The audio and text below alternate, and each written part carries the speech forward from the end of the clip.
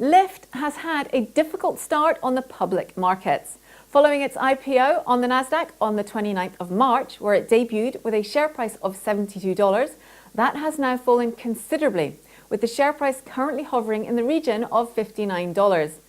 It's not a great sign, of course, to be struggling out of the gate, but let's not forget that Facebook shares fell after its IPO in 2012, and they are still standing going strong 7 years later.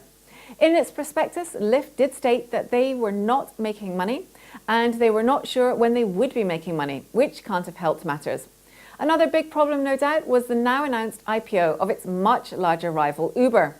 Then, as more and more shares became available, short interest in the stock also increased, pushing the share price down further.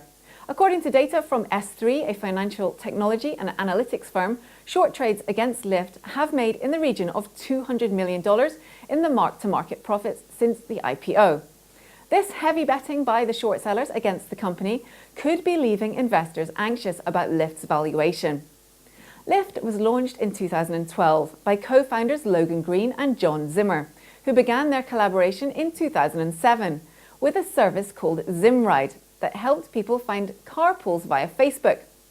Whilst at college, John Zimmer apparently would regularly look for carpoolers to share his ride as he drove from Cornell in upstate New York to New York City. John and Logan were introduced by a mutual friend over Facebook, and 1 week later were already working on their Zimride venture together.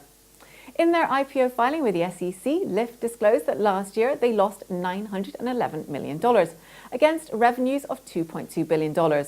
In 2017, they sustained losses of $687 million against revenues of $1.1 billion. Lyft has said that their US market share now stands at 39%, up from 22% a year earlier.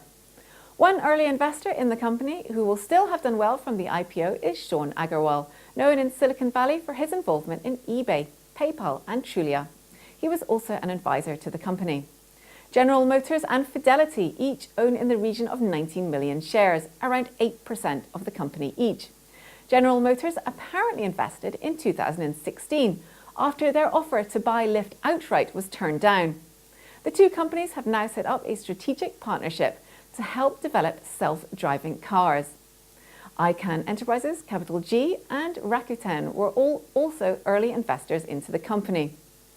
Both Uber and Lyft have been facing legal issues over whether their drivers are actually self-employed or whether they are in fact employees and entitled to all the extra benefits that would entail.